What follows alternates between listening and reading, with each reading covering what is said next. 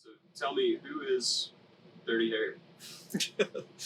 Well, I was born in South Africa, and when I was growing up in South Africa, all my family back there was South African Army, and my dad always used to tell me stories about his time in the war and the Angolan War, fighting against the terrorists there, and just I used to watch a lot of military movies as well growing up as a kid. So growing up in South Africa, the one thing that I always wanted to do and what I had my sights on throughout my childhood and my move to America was I wanted to go into the military and join the army, so to speak. And when I came out here to America, I saw it as an opportunity for me to, number one, enlist in the U.S. Army, but at the same time join the strongest fighting force in the world, so to speak. So it was like a big step in that direction for me. You know, when all my friends were going off to college, I just wanted to go into the military. I didn't have a plan B afterwards. Okay, so I enlisted in the U.S. Army after high school, and I was sent out to Fort Riley in Kansas, and after boot camp, and I was stationed with the 1st ID, 28th Infantry, and when I was in that unit, became good buddies with a few guys, including a private named Dwayne McGahee. And me and Dwayne, we became really good friends and had a lot of good times together. And we were training and getting ready for deployment. And during the training for deployment, about a month before my unit got shipped overseas, I ended up fracturing a shin of mine. And I went to the medics, and they told me that I was unable to go forward with my deployment. I couldn't stay in my unit anymore. So they said that I was going to have to be medically discharged, or go into another MOS that took me out of my unit. And I had such a close bond with the guys I was with that I was either going to be with them or I was just going to get out, you know. And they medically discharged me. And I went through a lot of depression after that. I never really had a plan B after the army or anything like that. So I went through some episodes of depression and suicide, and especially when I got the phone call that an IED had hit my unit and I lost a few friends.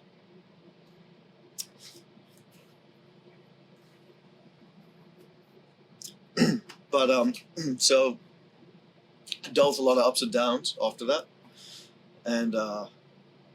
and so I was trying to find a plan B afterwards, you know. So I ended up job hopping for quite a while and trying to make things work. And I went to the fire department, and I was when I was in the fire department, I was working as an EMT as 4 bits. And when I finally went on the fire side of things, one of my best friends that I had made after the military, Paul Massessian, ended up was in an accident, a collision with his bike, and I responded to his call, and I showed up at the accident scene. Had to put him in a body bag that night, and I was very close with his family as well, so I had to break the news to his folks, and I was at his funeral, and I remember that just the pain that his family was going through with the loss, that really affected me big time. But I left the fire department after that, and once again, I was kind of on a search for what it is I wanted to do, and, you know, trying to find my course in this life, so to speak, after the army.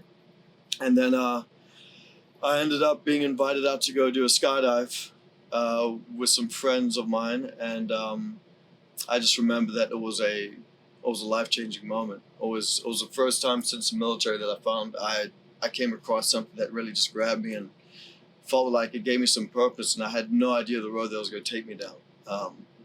I started packing parachutes to pay for my license, and actually I wanted to start skydiving and go on this course so much that I quit my job, sold all my furniture, and I went homeless for 8 months and lived at Thames on the drop zone. And I told the DZO that hey, this is what I want to do, teach me. And they taught me how to pack parachutes, so that's how I kind of got my license. And while I was there at Chambersburg Skydiving Center, where I started, that's when I met Chris. And we worked there together. He was doing tandems, I was packing parachutes. I finally got my coach rating. And then I went on after that to join iFly, the indoor skydiving. And I was with the indoor skydiving center for about 5 years, traveling up and down the east coast of the States at different tunnels. I helped pilot a flight school for kids, a kids program. I enjoyed working with kids a lot. So corporate iFlight gave me the go-ahead to start doing that. And I wrote the kids program and piloted that program. And a couple of my 10 and 12-year-old kids went on to win nationals. And so I felt like all of a sudden I had this new direction in my life, something that nothing else was really giving me. We had spoken earlier about, working with kids with autism as well and how therapeutic that was for the kids dealing with autism and giving them a whole new sense of motor skills and coordination that something else wouldn't really give them, And when I first started skydiving, I thought of it as being a very self-centered, gratifying sport. But the longer I was in the sport, I realized it's so much more than that. It's a therapy, and it starts becoming a family and a community and a support system. And then when the Corona thing happened, I lost my job at iFly. Well, yeah. So after I lost work because of the Corona incident, and I was kind of technically homeless. I had all my things in storage locker. I was living out of. I was sleeping in the backseat of my car. I hit another rock bottom moment where I just didn't see a way up or way out, and so I just I ended up not making that decision. One of the big reasons was I just remembered my buddy Paul and what his parents went through when he died in that accident, and so my folks and the reminder of them was a big thing that helped me not pull that trigger. But in desperation, I moved back up to Maryland, and I was at a CVS parking lot one night, and I just felt for some reason to reach out to Chris. I hadn't spoken to Chris in a couple of years, and I told Chris that I wanted to do a veterans event for how skydiving had helped me, kind of gave me a new sense of purpose. And Chris was kind enough to say, hey, come and join our team. I'm already doing this with Jump For Valor. And so he brought me to be a part of the team and help them out with organizing events and doing my part, whatever I could play in that role, you know what I mean? And doing some outreach stuff. And it became therapy for me again, as well as being a part of Jump For Valor has helped me kind of take the focus off myself a little bit and focus on my brothers as well that are struggling with the same stuff I was. And then small world, when Chris had started up this program, the first veteran that made it through the program to get his A's license was my buddy Dwayne that was in my unit. And can't make that shit up, you know what I mean? So when we had the boogie last year at Chesapeake Skydive, Dwayne was there. It was the first time I'd seen him since the military, 13 years. And we just reconnected again, and I got to go down and skydive with him, which was a very memorable moment for me, I was telling him afterwards, I was like, dude, never ever would I have thought me and you would be skydiving together one day, And he was hit by that IED that took out some of my buddies, and he lost his leg, So he was there with his amputated leg and his prosthetic, and he was still out there jumping and stuff. And Dwayne was communicating to me what therapy and how much this program has helped him, giving them a new sense of purpose and a new sense of to keep moving on, So Jump For Valor has been a huge help in my life, just as well as therapy, helping out brothers and sisters, but as well as just bringing me back to skydiving and the family and the support system I have here, So being a part of that and being able to reach out to veterans dealing with survivor guilt, dealing with PTSD, having trouble transitioning to civilian life, guys that all feel like there's no way up. Man, it's when you come into the sport and you start realizing it's more than just jumping out of an airplane. It's like therapy, man.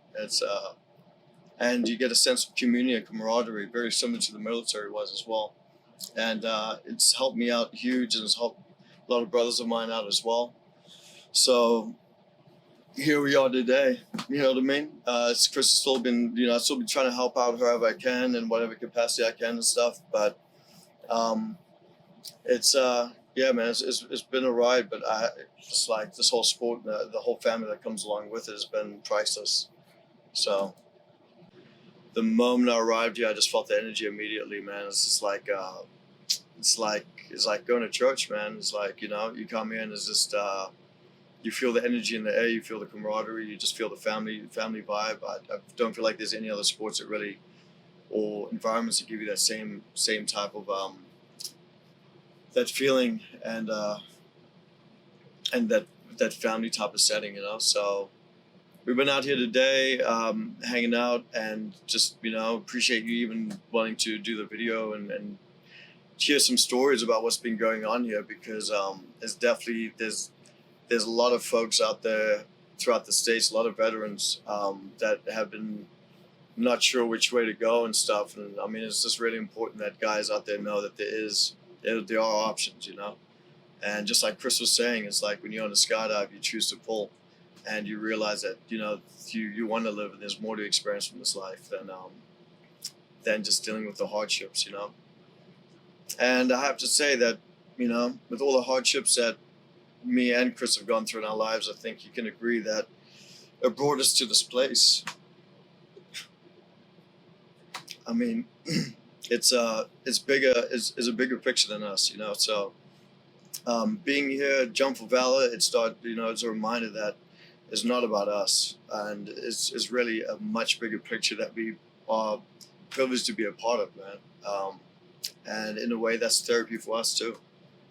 Being able to take the side off of ourselves and focus on those other brothers and sisters that are also going through need and who are hitting rock bottom and stuff like that. It's just therapy all around, man. So If I were a veteran and I was struggling and I came to you and said, hey, I need help, what would you say to me? Man, I'll just say, you know, sometimes you don't see the light at the end of the tunnel, but it's there. And, you know, making a decision to do something so drastic and so final. I was there at one point, and not making that decision then, for whatever reasons I did at that moment, it became so much greater. And I feel like sometimes we are allowed in this life to hit rock bottom like that, because once you hit rock bottom, there's nowhere else to go but up. And you start realizing and having the courage to take risks that you usually wouldn't if things were good. And so, you know, sometimes there's a bigger purpose out there that we can't see. And, you know, if you just keep pushing forward and you don't give up, and you just get back on your feet, and you start realizing that, you know, there's more out there than we realize, and you can be used to help other people, you know, even though during those hard times you don't see that. But until you go through those tough times, I feel like you're unable to relate to people that are going through those similar times. So sometimes we go through suffering to help other people that are suffering, you know. And so that's kind of how it's been. And like I said, Jump For Valor has definitely been a platform to try to help veterans through that same process. And the sport of skydiving, man, has just given me a whole new perspective on that, you know, like a whole nother world out there that I didn't know existed, you know. If you could talk to your younger self before Jump For Valor, what advice would you give yourself, knowing everything you know now? And sometimes, you know, the bad things in life sometimes happen to redirect us. You know what I mean? So you can't, there's never going to be all smooth sailing. There's going to be rough roads. There's going to be dark times ahead. I mean, that's just that's part of the human experience. But, you know, just to start learning to appreciate the negative as much as you appreciate the positive, because sometimes those negative moments that happen as the things that truly make us grow as individuals. And when everything's happy-go-lucky and the sun's shining, you know, that's not the true test, man. When things are tough and you're hitting rock bottom, that's the true test. And that's what shapes us, that's what forms us. And So, like I was saying, at one point there was a lot of times in my life where I said I wanted to go back, and if I wouldn't change this in my life, I wish I could. I have regret over this. But then, like I said, I'm here today, surrounded by some of the most amazing men and women that I've ever met in my life, and I would I would not be in the situation I am now unless I had gone through that struggle and I had gone through those tough times as well.